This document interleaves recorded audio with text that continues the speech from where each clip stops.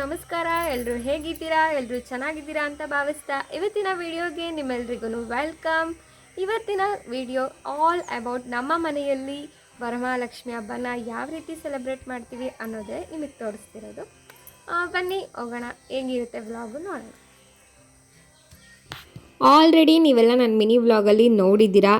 ನಮ್ಮ ಮನೆಯಲ್ಲಿ ವರಮಹಾಲಕ್ಷ್ಮಿ ಹಬ್ಬಕ್ಕೆ ಯಾವ ರೀತಿ ಪ್ರಿಪ್ರೇಷನ್ ಮಾಡ್ಕೊಳ್ತಿದ್ವಿ ಅಂತ ನಾನು ಅದರಲ್ಲಿ ಹೇಳಿದ್ದೆ.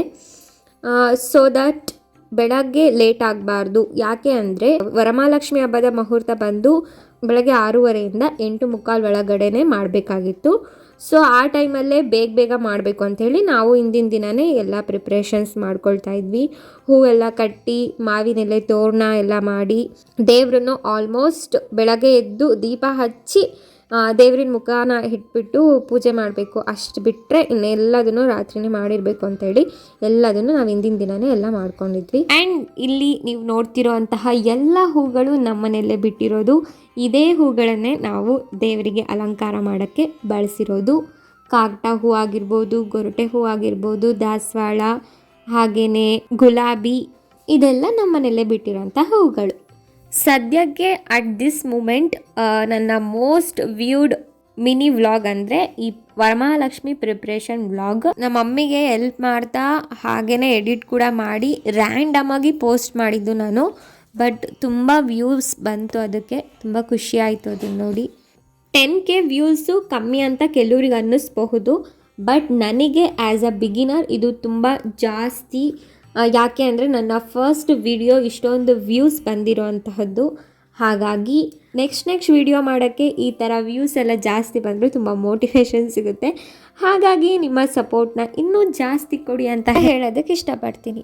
ಸೊ ನೋಡಿದ್ರಲ್ಲ, ನಮ್ಮ ವರಮಹಾಲಕ್ಷ್ಮಿ ಬ್ಯಾಕ್ ಡ್ರಾಪ್ ಈ ಥರ ನಾವು ರೆಡಿ ಮಾಡಿದ್ವಿ. ಇದು ಟೇಬಲ್ಗೆ ಜಮ್ಖಾನ ಹಾಕಿದ್ದೀವಿ ಆ್ಯಂಡ್ ಬ್ಯಾಕ್ಗ್ರೌಂಡ್ ಅದು ವೈಟ್ ಪಂಚೆ ಆ್ಯಂಡ್ ಅದಕ್ಕೆ ಈ ಥರ ಸೀರಿಯಲ್ ಲೈಟ್ ಆ್ಯಂಡ್ ಈ ಮಾವಿನ ತೋರಣನ ಹಾಕಿದ್ದೀವಿ. ಇದನ್ನು ನಾನು ನಮ್ಮ ಮಮ್ಮಿ ಸೇರಿಕೊಂಡು ಮಾಡಿದ್ದೀವಿ. ನಮ್ಮ ಪಪ್ಪ ಆರಾಮಾಗಿ ಫೋನ್ ನೋಡ್ಕೊಂಡು ಮಲ್ಕೊಂಡಿದ್ರು, ಇವಾಗ ನೋಡೋಕ್ಕೆ ಬಂದಿದ್ದಾರೆ. ಇದು ನಮ್ಮ ಈ ವರ್ಷದ ವರಮಹಾಲಕ್ಷ್ಮಿಗೆ ನಮ್ಮ ಮಮ್ಮಿ ತಂದಿರುವಂತಹ ಸೀರೆ. ಇದು ಕಾಪರ್ ಬಾರ್ಡರ್ ಅಂತಾರಲ್ಲ ಆ ಥರ ಬಾರ್ಡರ್ ಸ್ಯಾರಿ. ಕೆಲವು ಸ್ಯಾರಿಗಳು ಲೈಟ್ ಬೆಳಕಲ್ಲಿ ಒಂಥರ ಕಾಣಿಸುತ್ತೆ ಆ್ಯಂಡ್ ನ್ಯಾಚುರಲ್ ಲೈಟಲ್ಲಿ ಒಂಥರ ಕಾಣಿಸುತ್ತೆ. ಈ ಸ್ಯಾರಿನೂ ಮೇ ಬಿ ಆ ಕ್ಯಾಟಗರಿಗೆ ಸೇರುತ್ತೆ ಅನಿಸುತ್ತೆ.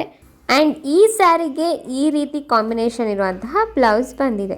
ಆ್ಯಂಡ್ ಬ್ಲೌಸ್ ಎಲ್ಲ ಕಟ್ ಮಾಡಿಬಿಟ್ಟು ಅದನ್ನು ಫೋಲ್ಡ್ ಮಾಡಿ ಹಾಗೆ ಸ್ಯಾರಿನ ಎಲ್ಲ ಫೋಲ್ಡ್ ಮಾಡಿ ಪಿನ್ ಮಾಡಿ ರೆಡಿ ಮಾಡ್ತಾ ಇದ್ದೀವಿ. ದೇವರಿಗೆ ಸೀರೆ ಉಡ್ಸೋದು ಒಬ್ಬೊಬ್ರು ಮನೇಲಿ ಒಂದೊಂದು ಥರ ಡಿಫ್ರೆಂಟ್ ಆಗಿ ಉಡ್ಸಿರ್ತೀರ. ಆ್ಯಂಡ್ ನಮ್ಮ ಮನೇಲಿ ನಾವು ಈ ಥರ ಉಡ್ಸಿದ್ದೀವಿ. ಈ ಥರ ಉಡ್ಸಿರೋದು ನಿಮಗೆ ಇಷ್ಟ ಆಯಿತಾ, ಹೇಗಿದೆ ಅಂತ ಕಮೆಂಟ್ ಮಾಡಿ. ಅಟ್ ದಿಸ್ ಮೂಮೆಂಟ್ವರೆಗೂ ನಾವು ರಾತ್ರಿನೇ ಎಲ್ಲ ಪ್ರಿಪೇರ್ ಮಾಡಿದ್ವಿ. ಇಲ್ಲಿಂದ ಮುಂದೆ ಆ್ಯಕ್ಚುಯಲ್ ವರಮಹಾಲಕ್ಷ್ಮಿ ಡೇ 8ನೇ ತಾರೀಕು ಏನೇನಾಯಿತು ನೋಡೋಣ ಬನ್ನಿ. ನಮ್ಮ ಮಮ್ಮಿ ನಾನು ಎದ್ದೇಳೋಕ್ಕೂ ಮುಂಚೆನೇ ಎಲ್ಲ ಆಲ್ಮೋಸ್ಟ್ ಮಾಡಿದ್ರು. ರಂಗೋಲಿ ಹಾಕಿರೋದು ಅವರೇನೆ. ಹಾಯ್ ಎಲ್ರಿಗೂ ನಮಸ್ಕಾರ, ವೆಲ್ಕಮ್ ಟು ಟುಡೇಸ್ ವ್ಲಾಗ್. ಇವತ್ತಿನ ವ್ಲಾಗ್ ನಿಮ್ಮೆಲ್ಲರಿಗೂ ಗೊತ್ತಿರೋ ಹಾಗೆಯೇ ವರಮಹಾಲಕ್ಷ್ಮಿ ಹಬ್ಬದ ವ್ಲಾಗ್. ಬೆಳಗ್ಗೆ ಆಗಿರೋದಕ್ಕೆ ನನ್ನ ವಾಯ್ಸ್ ಈ ಥರ ಆಗಿಬಿಟ್ಟಿದೆ. ಬನ್ನಿ ಒಳಗೆ ಹೋಗೋಣ. ಆ್ಯಂಡ್ ನಾನು ನಮ್ಮ ಮಮ್ಮಿಗೆ ಕಂಕಣ ಕಟ್ತಾ ಇದ್ದೀನಿ, ಹಾಗೆ ನಮ್ಮ ಮಮ್ಮಿ ನನಗೆ ಕಂಕಣ ಕಟ್ತಾ ಇದ್ದಾರೆ. ಆ್ಯಂಡ್ ಹಬ್ಬಗಳಲ್ಲಿ ಕಂಕಣ ಕಟ್ಕೊಳ್ಳೋದು ಈಸ್ ಅ ಮ್ಯಾಂಡೇಟರಿ ಥಿಂಗ್ ಅಲ್ವಾ. ಅದಾದಮೇಲೆ ನಾನು ನಮ್ಮ ಮನೆ ದೇವರಿಗೆ ಪೂಜೆ ಮಾಡಿದೆ ಆ್ಯಂಡ್ ಈ ಶಿವಲಿಂಗನೂ ಪೂಜೆ ಮಾಡಿಕೊಂಡೆ. ನಾನೇನು ಇದನ್ನ ಡೈಲಿ ಮಾಡ್ತೀನಾ ಮಾಡಲ್ವಾ ಅಂತ ನೀವು ಕೇಳಬಹುದು. ನಾನು ಇದನ್ನೆಲ್ಲ ಹಬ್ಬಗಳಲ್ಲಿ ಮಾಡ್ತೀನಿ, ಡೈಲಿ ಏನು ಮಾಡಲ್ಲ. ಆ್ಯಂಡ್ ವರಮಹಾಲಕ್ಷ್ಮಿ ಹಬ್ಬ ಅಂದರೆ ಏನು, ಇದನ್ನು ಯಾಕೆ ಮಾಡ್ತಾರೆ ತಿಳ್ಕೊಳ್ಳೋಣ ಬನ್ನಿ. ನಾವೆಲ್ಲರೂ ಸಾಮಾನ್ಯವಾಗಿ ವರಮಹಾಲಕ್ಷ್ಮಿ ಹಬ್ಬ ಅಂತ ಕರಿತೀವಿ, ಆದರೆ ವರಮಹಾಲಕ್ಷ್ಮಿ ಹಬ್ಬ ಅಲ್ಲ, ಇದು ಒಂದು ವ್ರತ. ಸರಿ, ಈಗ ವರಮಹಾಲಕ್ಷ್ಮಿ ವ್ರತನ ಯಾರು ಮಾಡ್ತಾರೆ, ಯಾಕೆ ಮಾಡ್ತಾರೆ, ಇದು ಹೇಗೆ ಶುರುವಾಯಿತು ಅಂತ ತಿಳ್ಕೊಳ್ಳೋಣ. ಶಿವನ ಹತ್ತಿರ ಪಾರ್ವತಿ ಒಂದ್ಸಲ ಈ ಸಕಲ ಇಷ್ಟಾರ್ಥಗಳನ್ನು ಈಡೇರಿಸೋಕ್ಕೆ ಯಾವುದಾದ್ರೂ ಒಂದು ವ್ರತ ಇದ್ದರೆ ಹೇಳಿ ಸ್ವಾಮಿ ಅಂತ ಕೇಳಿದಾಗ ಶಿವ ವ್ರತಗಳಲ್ಲೆಲ್ಲ ಒಂದು ಉತ್ತಮವಾದ ವ್ರತ ಇದೆ, ಆ ವ್ರತದ ಹೆಸರೇ ವರಲಕ್ಷ್ಮಿ ವ್ರತ ಅಂತ ಹೇಳ್ತಾರೆ. ಆಗ ಪಾರ್ವತಿ ಸರಿ, ಹಾಗಾದರೆ ಈ ವ್ರತದ ವಿಧಾನ ಹೇಗೆ, ಈ ವ್ರತದ ದೇವತೆ ಯಾರು, ಈ ವ್ರತನ ಮೊದಲು ಆಚರಿಸಿ ಸಂತೋಷವನ್ನು ಪಟ್ಟವಳು ಯಾರು ಅಂತ ಎಲ್ಲ ಕೇಳ್ತಾರೆ. ಆಗ ಶಿವ ಬಂಗಾರದ ಪ್ರಕಾರಗಳಿಂದ ಕೂಡಿ ಸಕಲ ಆಭರಣಗಳಿಂದ ಅಲಂಕೃತವಾದ ಕುಂಡಿನ ಎಂಬ ಪಟ್ಟಣವೊಂದು ಇದೆ. ಆ ಪುರದಲ್ಲಿ ಚಾರುಮತಿ ಎಂಬ ಬ್ರಾಹ್ಮಣ ಸ್ತ್ರೀಯೊಬ್ಬಳು ಇದ್ದಾಳೆ. ಈ ಚಾರುಮತಿ ಪತಿ ಭಕ್ತಿ ಹಾಗೇನೆ ಅತ್ತೆ ಮಾವನ ಶುಶ್ರೂಷೆ ಇದರಲ್ಲೆಲ್ಲ ತುಂಬ ಚೆನ್ನಾಗಿ ನಡ್ಕೊತಿರ್ತಾಳೆ. ಹಾಗೆ ಅವಳು ಸಕಲ ಶಾಸ್ತ್ರಜ್ಞಳು ಸಹ ಆಗಿರ್ತಾಳೆ. ಇವಳ ಕನಸಲ್ಲಿ ಲಕ್ಷ್ಮೀ ದೇವಿ ಒಂದು ಸಲ ಕಾಣಿಸಿಕೊಂಡು, ಎಲೈ ಮಂಗಳ ಕರಳೆ, ನಿನಗೆ ಶುಭವನ್ನುಂಟು ಮಾಡಲು ಲಕ್ಷ್ಮಿ ಎಂಬ ನಾನು ಬಂದಿರುವೆ. ಶ್ರಾವಣ ಮಾಸದಲ್ಲಿ ಪೌರ್ಣಮಿಗೆ ಮುಂದಾಗಿ ಬರುವ ಶುಕ್ರವಾರ ನನ್ನನ್ನು ಆರಾಧಿಸು ಅಂತ ಹೇಳ್ತಾರೆ. ಚಾರುಮತಿ ಕನಸಿನಲ್ಲಿಯೇ ತಾಯಿಯನ್ನು ಆಯ್ತು ತಾಯಿ ಮಾಡ್ತೀನಿ ಅಂತೆಲ್ಲ ಹೇಳಿ ಅದ್ರ ನೆಕ್ಸ್ಟ್ ದಿನ ಇವಳು ಸೂರ್ಯೋದಯಕ್ಕಿಂತ ಮುಂಚೆನೇ ಎದ್ದುಬಿಟ್ಟು ಸ್ನಾನ ಎಲ್ಲ ಮಾಡಿ ಮಡಿಯಿಂದ ಈ ಕನಸಿನ ಬಗ್ಗೆ ಅವಳ ಬಂಧುಗಳೊಟ್ಟಿಗೆ ಅವಳು ಹೇಳ್ಕೊಳ್ತಾಳೆ.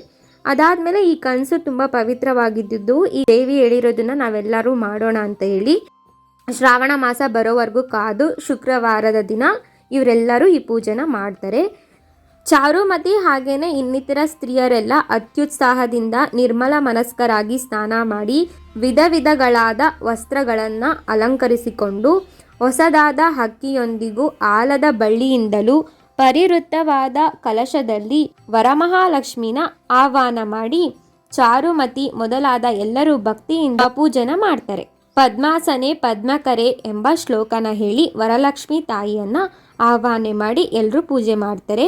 ಬಲ ಕೈಯಲ್ಲಿ ದಾರವನ್ನು ಅಂದರೆ ಕಂಕಣ ಅಂತ ಕರಿತೀವಲ್ಲ ಅದನ್ನು ಕಟ್ಕೊಂಡು ಪೂಜೆ ಮಾಡಿ ತುಪ್ಪದಿಂದ ಮಾಡಿರುವಂತಹ ಭಕ್ಷ್ಯಗಳನ್ನು ದೇವರಿಗೆ ನಿವೇದನೆ ಮಾಡಿ ಒಬ್ಬ ಬ್ರಾಹ್ಮಣನಿಗೆ 12 ಭಕ್ಷ್ಯಗಳನ್ನು ದಕ್ಷಿಣೆ ತಾಂಬೂಲಗಳೊಡನೆ ಕೊಟ್ಟು ದೇವಿಯ ಸನ್ನಿಧಿಯಲ್ಲಿ ತಾವು ಮಾಡಿದ ಭಕ್ಷ್ಯ ಭೋಜ್ಯಾದಿಗಳನ್ನು ಅವರು ಸಹ ಸ್ವೀಕಾರ ಮಾಡ್ತಾರೆ.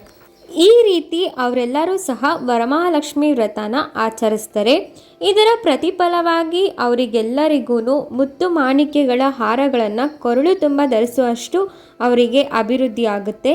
ಹಾಗೆ ವರಮಹಾಲಕ್ಷ್ಮಿ ವ್ರತನ ಕೇವಲ ಆಭರಣಗಳು ಅಥವಾ ಐಶ್ವರ್ಯ ಸಿಗಲಿ ಅನ್ನೋದಕ್ಕೆ ಅಷ್ಟೇ ಅಲ್ಲದೆ ಪುತ್ರ ಪೌತ್ರಾದಿಗಳು ಅಂದರೆ ಸಂತಾನ ಧನಧಾನ್ಯ ಸಮೃದ್ಧಿ ಇದೆಲ್ಲ ಕಾರಣಗಳಿಗೂ ಸಹ ಮಾಡಬಹುದು. ಈ ವ್ರತನ ಆಚರಿಸತಕ್ಕಂತಹ ಚಾರುಮತಿ ಮತ್ತು ಇನ್ನಿತರ ಸ್ತ್ರೀಯರು ಎಲ್ಲರೂ ಸಹ ಅನ್ನದಾನವನ್ನು ಮಾಡುವುದರಲ್ಲಿಯೂ ಬಂಧುಗಳನ್ನು ರಕ್ಷಿಸುವುದರಲ್ಲಿಯೂ ಅತ್ಯಂತ ಶ್ರದ್ಧೆಯುಳ್ಳವರಾಗಿ ಚತುರಂಗ ಬಲಯುತರಾಗಿ ತಮ್ಮ ಮನೆಗಳಲ್ಲಿ ಸುಖವಾಗಿ ಇರ್ತಾರೆ. ಹಾಗಾಗಿ ಚಾರುಮತಿಯಿಂದ ಬೇರೆಯವರಿಗೂ ಈ ವ್ರತದ ಬಗ್ಗೆ ಗೊತ್ತಾಗಿದ್ದರಿಂದ ಅವರೆಲ್ಲ ಚಾರುಮತಿ ಈ ಪುಣ್ಯವಂತಳು, ಇವಳಿಂದ ನಮಗೂ ಇದೆಲ್ಲ ಗೊತ್ತಾಯಿತು, ನಮಗೂ ಇದೆಲ್ಲ ಸಿಕ್ತು ಅಂತ ಎಲ್ಲರೂ ಸಂತೋಷವಾಗಿ ಚಾರುಮತಿನ ಹಾಡಿ ಹೊಗಳುತ್ತಾರೆ. ಈ ರೀತಿ ಪ್ರಪಂಚಕ್ಕೆ ವರಮಹಾಲಕ್ಷ್ಮಿ ವ್ರತ ಪರಿಚಯ ಆಗಿದ್ದು ಈ ವ್ರತನ ಆಚರಿಸೋ ಪ್ರತಿಯೊಬ್ಬರಿಗೂ ಚಾರುಮತಿ ಥರನೇ ಎಲ್ಲರಿಗೂ ಸಹ ಅವ್ರು ಅಂದ್ಕೊಂಡಿರೋ ವರಗಳನ್ನು ತಾಯಿ ಈಡೇರಿಸ್ತಾಳೆ ಅಂತ ಹೇಳ್ತಾ ಇಲ್ಲಿಗೆ ವರಮಹಾಲಕ್ಷ್ಮಿ ವ್ರತದ ಕತೆ ಸಂಪೂರ್ಣ. ನಮ್ಮನೆಯಲ್ಲಿ ನಮ್ಮ ಮಮ್ಮಿ ಹಬ್ಬದೂಟಕ್ಕೆ ಬೋಂಡ ಹಾಗೆಯೇ ಕಾಯಿ ಹೋಳಿಗೆ, ತುಪ್ಪ, ಕೋಸಂಬರಿ, ಕಡಲೆಕಾಳು ಉಸ್ಲಿ, ಚಿತ್ರಾನ್ನ, ಉಪ್ಪಿನಕಾಯಿ ಇದಿಷ್ಟನ್ನು ಮಾಡಿದ್ದಾರೆ.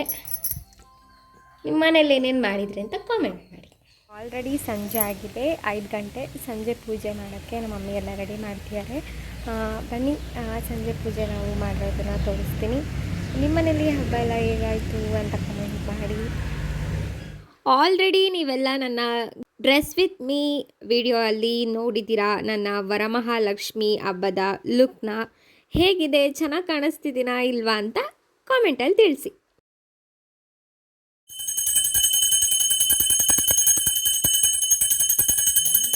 ನಮ್ಮನೆಯಲ್ಲಿ ವರಮಹಾಲಕ್ಷ್ಮಿ ಹಬ್ಬ, ಗೌರಿ ಹಬ್ಬ ಹಾಗೆಯೇ ಲಕ್ಷ್ಮಿ ಹಬ್ಬ ಪ್ರತಿ ಹಬ್ಬದಲ್ಲೂ ನಾವು 3 ಪೂಜೆಗಳನ್ನು ಮಾಡಿ ಅದಾದಮೇಲೆ ದೇವರನ್ನ ಸವಣಿಸ್ತೀವಿ. ಇವನು ನಮ್ಮ ಪಕ್ಕದ ಮನೆ ನಾಯಿ ಬುಡ್ಡು.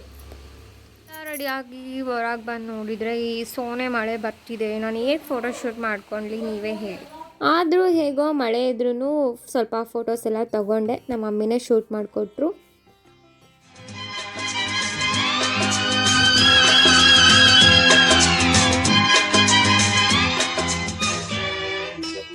ಸೊ ಆಲ್ಮೋಸ್ಟ್ ನೆಂದೋಗ್ಬಿಟ್ಟಿದ್ದೀನಿ ನಾನಂತೂ.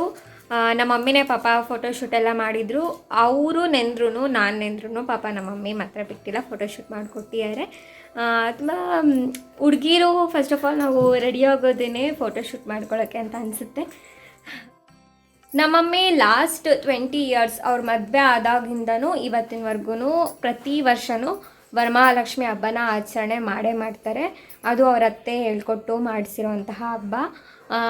ಬೇರೆ ಎಲ್ಲದೂ ಅಷ್ಟೇ. ನಮ್ಮಮ್ಮಿ ಹತ್ರನೇ ಅವರ ವರಮಹಾಲಕ್ಷ್ಮಿ ಹಬ್ಬದ ಎಕ್ಸ್ಪೀರಿಯನ್ಸ್, ಅವರು ಹೇಗೆ ಮಾಡ್ತಾರೆ ಏನು ಅಂತ ಹೇಳಿಸ್ತೀನಿ, ಕೇಳಿಸ್ಕೊಳ್ಳೋಣ ಬನ್ನಿ. ನೀವು ಎಷ್ಟು ವರ್ಷದಿಂದ ವರಮಹಾಲಕ್ಷ್ಮಿ ಹಬ್ಬನ ಮಾಡ್ತಿದ್ದೀರಾ? ನಿಮಗೆ ವರಮಹಾಲಕ್ಷ್ಮಿ ಏನೇನು ಕೊಟ್ಟಿದ್ದಾಳೆ? ನೀವು ಅಂದ್ಕೊಂಡಿರೋದನ್ನೆಲ್ಲ ಆಗಿದೆಯಾ? ಹಾಗೆ ಬೇರೆಯವರು ಮಾಡಬೇಕು ಅಂತ ಅಂದ್ಕೊಂಡಿರೋರಿಗೆ ಏನು ಹೇಳೋಕ್ಕೆ ಇಷ್ಟಪಡ್ತೀರಾ ಎಲ್ಲ ಹೇಳ್ರಿ. ನಾನು ಮದುವೆ ಆಗಿದ್ದು ಮೊದಲನೇ ವರ್ಷದಿಂದ ಇಲ್ಲಿವರೆಗೂ ಮಾಡ್ತಾಯಿದ್ದೀನಿ. 20 ವರ್ಷ ಆಯಿತು. ದೇವಿ ನನಗೆ ಒಳ್ಳೇದು ಮಾಡಿದ್ದಾಳೆ. ಆದರೆ ಈ ಪೂಜೆನ ಅವರೇ ಮಾಡಬೇಕು ಇವರೇ ಮಾಡಬೇಕು ಅಂತೇನಿಲ್ಲ, ಪ್ರತಿಯೊಬ್ಬರು ಮಾಡ್ಬೋದು. ನಡೆಸ್ಕೊಂಡು ಬಂದಿರೋರು ಮಾತ್ರ ಮಾಡಬೇಕು ಅಂತೇನಿಲ್ಲ, ಪ್ರತಿಯೊಬ್ಬರು ಮಾಡ್ಬೋದು ವರಮಹಾಲಕ್ಷ್ಮಿ ಪೂಜೆನ. ಒಳ್ಳೆಯದಾಗುತ್ತೆ. ನನಗಂತೂ ಒಳ್ಳೆಯದಾಗಿದೆ. Happy family. ಅವರಿಗೆ ಎಷ್ಟು ಶಕ್ತಿ ಇರುತ್ತೆ ಅಷ್ಟು ರೇಟಿನ ಸೀರೆ ತೊಗೊಂಬಂದು ದೀಪ ಧೂಪ ಎಲ್ಲ ಇಟ್ಟು ಪೂಜೆ ಸಾಮಗ್ರಿಗಳು ಹಣ್ಣು ಹೂವು ಎಲ್ಲ ಇಟ್ಟು ಪೂಜೆ ಮಾಡಿದರೆ ಸಾಕು. ದೇವಿ ಏನು ಹಂಗೆ ಮಾಡಬೇಕು ಅಂತ ಏನಿಲ್ಲ. ನಮ್ಮ ಶಕ್ತಿ ಹೆಂಗಿರುತ್ತೆ ಹಂಗೆ ಮಾಡಿದರೆ ಆಯಿತು. ಅಷ್ಟಕ್ಕಂತ ಹೋಗಬೇಕು. ಒಳ್ಳೆಯದಾಗುತ್ತೆ ಪೂಜೆ ಮಾಡಿದರೆ. ಯಾವ ಪೂಜೆ ಮಾಡಿದರೂ ಕೆಟ್ಟದೇನಾಗಲ್ಲ. ಈ ಪೂಜೆ ಮಾಡಿದರೆ ಇನ್ನೂ ಒಳ್ಳೆಯದಾಗುತ್ತೆ ಹೆಣ್ಮಕ್ಳಿಗೆ. ಸೊ ನಮ್ಮಮ್ಮಿ ಹೇಳ್ದಾಗೇ ನಮ್ಮಮ್ಮಿಗೆ ಅವರ ಅತ್ತೆ ಅಂದರೆ ನಮ್ಮ ಅಜ್ಜಿ ಹೇಳ್ಕೊಟ್ಟು ಈ ಪೂಜೆನ ಮಾಡಿಸ್ತಾ ಇರೋದು. ಹಾಗೆ ಬೇರೆ ಪೂಜೆಗಳನ್ನು ಸಹ ನಾವು ಇದೇ ಪುಸ್ತಕದಲ್ಲಿರುವಂತಹ ಕಥೆಗಳನ್ನು ಓದಿ ಪೂಜೆನ ಮಾಡ್ತೀವಿ. ಆ್ಯಂಡ್ ಈ ಬುಕ್ಕು ನಮ್ಮಜ್ಜಿ ಅವ್ರ ಪೂಜೆ ಮಾಡಬೇಕಾದ್ರೆ ತೊಗೊಂಡಿರೋಂತಹ ಬುಕ್ಕು. ನಮ್ಮಮ್ಮಿನೂ ಅದರಲ್ಲೇ ಓದ್ತಾ ಇದ್ದಾರೆ. ಸೊ ನೋಡಿದ್ರಲ್ಲ ನಮ್ಮ ಮಮ್ಮಿ ಎಕ್ಸ್ಪೀರಿಯನ್ಸ್ನ ನಿಮ್ಮ ಹತ್ರ ಹೇಳ್ಸಿದ್ದೀನಿ. ಯಾರಾದರೂ ಇವಾಗ ಇಷ್ಟು ವರ್ಷದಿಂದ ನಮ್ಮ ಮನೇಲಿ ಪೂಜೆ ಮಾಡಿಲ್ಲಪ್ಪ ವರಮಹಾಲಕ್ಷ್ಮಿ, ಇನ್ನು ಮುಂದೆ ನಾನು ಮಾಡಲೋ ಬೇಡವೋ ಅನ್ನೋ ಕನ್ಫ್ಯೂಷನಲ್ಲಿ ಇರ್ತೀರಾ, ಮಾಡಿದರೆ ತಪ್ಪಾಗುತ್ತೋ ಏನೋ ಅನ್ನೋ ಕನ್ಫ್ಯೂಷನಲ್ಲಿ ಇರ್ತೀರಾ ತುಂಬ ಜನ.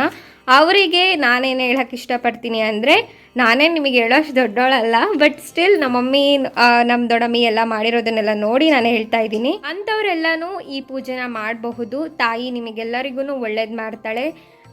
ಆಲ್ರೆಡಿ 8ನೇ ತಾರೀಕು ಮುಗ್ದೋಯ್ತಪ್ಪ, ಮುಂದಿನ ವರ್ಷದವರೆಗೂ ಕಾಯಬೇಕೇನೋ ವರಮಹಾಲಕ್ಷ್ಮಿ ಹಬ್ಬ ಮಾಡೋಕ್ಕೆ ಅಂತ ನೀವು ಅಂದ್ಕೊಳ್ತಾ ಇದ್ದರೆ, ಶ್ರಾವಣ ಮಾಸದಲ್ಲಿ ಇನ್ನೂ ಶುಕ್ರವಾರಗಳು ಬಾಕಿ ಇದೆ. ಆ ಶುಕ್ರವಾರದಲ್ಲಿ ಒಂದು ಶುಕ್ರವಾರ ಮಾಡಿದ್ರೂ ನಡೆಯುತ್ತೆ.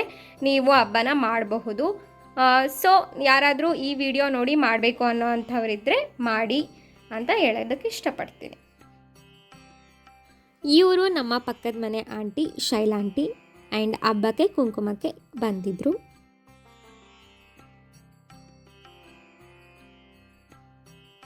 ಇವರು ನಮ್ಮ ಮತ್ತೊಬ್ಬ ನೈಬರ್ ಪವಿತ್ರ ಆಂಟಿ. ಇವರು ಪ್ರೊಫೆಷನ್ ನರ್ಸ್ ಆಗಿರೋದ್ರಿಂದ ಇವ್ರನ್ನ ಎಲ್ಲರೂ ಸಿಸ್ಟ್ರೆ ಅಂತಾರೆ. ಸೊ ನಾನು ಅದಕ್ಕೇ ಸಿಸ್ಟರ್ ಆಂಟಿ ಅಂತ ಕರಿತೀನಿ. ಇವರು ಸಹ ವರಮಹಾಲಕ್ಷ್ಮಿ ಹಬ್ಬಕ್ಕೆ ಬಂದು ಕುಂಕುಮ ತಗೊಂಡು ಹೋದರು, ಅದು ಅವ್ರ ಮಗಳ ಜೊತೆ.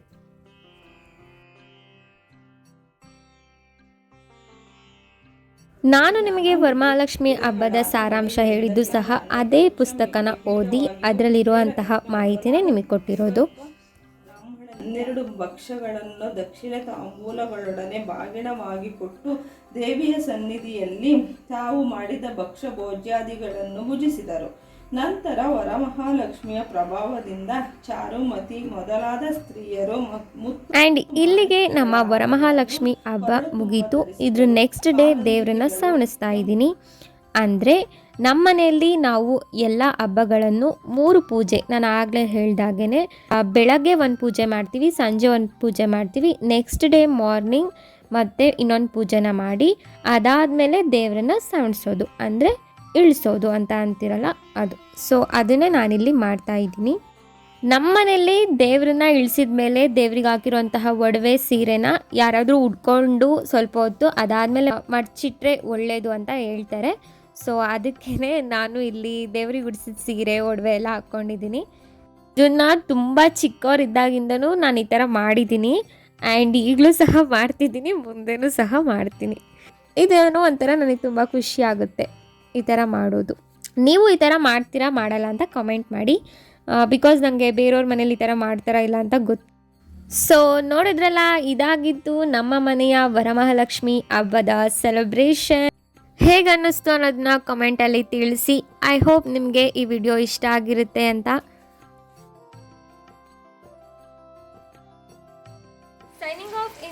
ಖುಷಿ. Stay tune for my upcoming vlogs. ಎಲ್ರಿಗೂ ಒಳ್ಳೆಯದಾಗಲಿ. ನಿಮ್ಮ ಅನಿಸಿಕೆಗಳನ್ನು, ಅಭಿಪ್ರಾಯಗಳನ್ನು, ಟೀಕೆಗಳನ್ನು ಎಲ್ಲದನ್ನು ಕಾಮೆಂಟ್ ಸೆಕ್ಷನಲ್ಲಿ ತಿಳಿಸಿ. ನೀವು ಇದೇ ಫಸ್ಟ್ ಟೈಮ್ ನನ್ನ ನೋಡ್ತಿದ್ರೆ ನನ್ನ ಚಾನಲ್ನ ವಿಸಿಟ್ ಮಾಡಿ, ಬೇರೆ ಎಲ್ಲ ವೀಡಿಯೋಗಳನ್ನ ನೋಡಿ. ಹಾಗೆ ನಿಮ್ಗೆ ಇಷ್ಟ ಆದರೆ ಲೈಕ್ ಮಾಡಿ. ಮತ್ತೆ ನಾನು ನಿಮಗೆ ಸಿಗ್ತಾ ಇರಬೇಕು ಅಂದರೆ ನನ್ನ ಸಬ್ಸ್ಕ್ರೈಬ್ ಮಾಡಿ. Thank you for watching.